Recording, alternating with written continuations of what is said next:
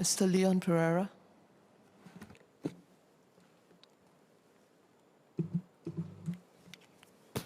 Madam Deputy Speaker, the Financial Services and Markets Amendment Bill before the House today fills a gap in our current regulatory ecosystem. Over the years, MAS has closely supervised and worked with financial institutions to strengthen Singapore's defenses to prevent money laundering, terrorism financing, and proliferation financing. However, a weakness in the effective detection of illicit financial flows lies in the inability of FIs to alert one another to unusual activity in their customers' accounts. Financial criminals exploit these information silos by making illicit transactions through a web of accounts in different FIs and moving from one FI to another to avoid detection. This bill seeks to remedy that weakness. And to address this gap, MAS plans to establish and maintain a secure digital platform for FIs called Cosmic to share information on customers that exhibit multiple red flags indicative of potential illicit activities with one another. This platform will enable FIs to conduct sharper analysis of customer behaviors and activities to detect potential illicit activities more promptly and warn each other of such activities. Mr. Speaker, sir, I support the bill. My speech will contain certain clarifications and suggestions for the implementation of the provisions of this bill. Firstly, Madam, the 6 major commercial banks that are selected to be involved in the initial stage of Cosmic are DBS, OCBC, UOB, SCB, Citibank, and HSBC.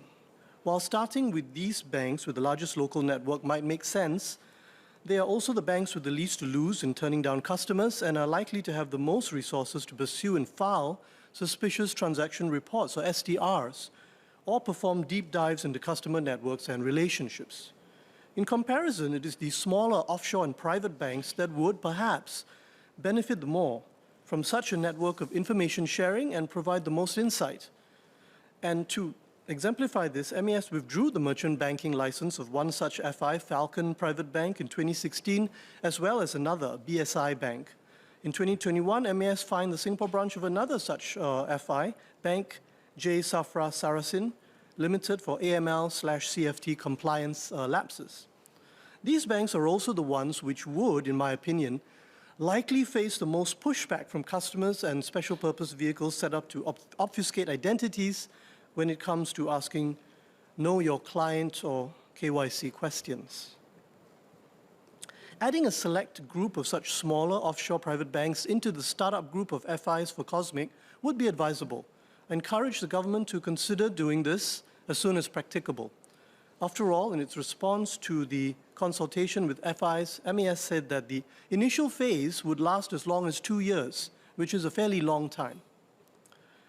While details will eventually be forthcoming, one concern, and I'll move on to my second point, is how prescriptive the subsidiary legislation from MAS will be. Clear and prescriptive regulations would minimize confusion amongst participant banks over what specifically might constitute grounds for submission of information to Cosmic. The revised Section 28E of the bill makes clear under what conditions the FI may make disclosures to another FI in respect of a suspicious transaction, but does not seem to be as clearly prescriptive as to under what circumstances an FI is obligated or expected or required to report such information to another FI. Would there be any change in this regard? The actual framework of predetermined red flags will need to be comprehensive yet flexible enough. Presumably, this will be fleshed out in subsidiary regulations.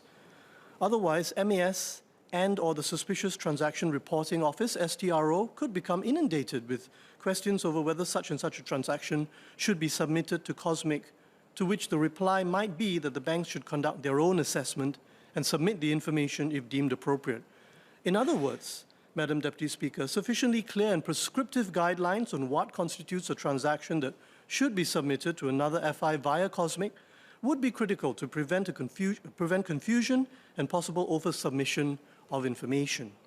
Hence, I would urge MAS to issue these guidelines expeditiously and review these regularly in consultation with the FI community. In relation to this particular point, the MAS, in its response to the consultation with FI, said, and I quote, "Information sharing on Cosmic will be done via a structured data template that will be made available to all participant FIs. This will include fields for information relating to the customer, including identifying information of the customer and the beneficial owners and authorized signatories of the customer, details of the transaction in question, the red flag behavior exhibited, and the risk analysis that is relevant to the customer relationship, unquote. I trust that these templates going forward in subsequent iterations will be sufficiently granular to address the point that I've made. Moving on to my third point, Madam Deputy Speaker, the primary intent of this bill is to enable information sharing between FIs on suspicious activity. However, paragraph 13.4 under MAS Notice 626 already gives FIs the power to share customer information to third parties without obtaining customer consent if it is in relation to AML/CFT issues. The paragraph reads, and I quote 13.4, for the purposes of complying with this notice, a bank may, whether directly or through a third party, collect, use, and disclose personal data of an individual customer, an individual beneficiary of a life insurance policy, an individual appointed to act on behalf of a customer, an individual connected party of a customer, or an individual beneficial owner of a customer without the respective individual's consent, unquote. Thus, it would be helpful if the government could clarify just how this provision in MAS Notice 626 would interact with the provisions of this new bill and COSMIC. For example, can FIs share information about suspicious transactions or clients bilaterally, as it were, without reference to the COSMIC platform, but taking reference instead from this provision in MAS Notice 626? Or should all such information sharing henceforth be channeled through COSMIC and be transacted under the provisions of this bill? Next, my fourth point, according to the bill, information sharing will only be permitted if the customer's behavior or transaction activities exhibit predetermined red flags that cross a stipulated threshold, suggesting that potential financial crime could be taking place. The wording in the bill seems to suggest that these thresholds are static thresholds without the element for dynamic adjustment, which is at odds with the global environment's dynamic pace. Hence, I would like to ask the government, firstly, how often will these thresholds be reviewed to determine if these thresholds have been set such as to effectively identify illicit financial flows? And secondly, how will these thresholds be benchmarked against global standards for illegal financial flows? Next, Madam Deputy Speaker, COSMIC is at its heart an online system where the key players are interacting in cyberspace. However, highly confidential financial information is being shared on this system. Should the system, or some or all of the information it contains, fall prey to bad actors, or if COSMIC is compromised, the outcome may be extremely harmful for FIs, their customers, and for Singapore reputationally.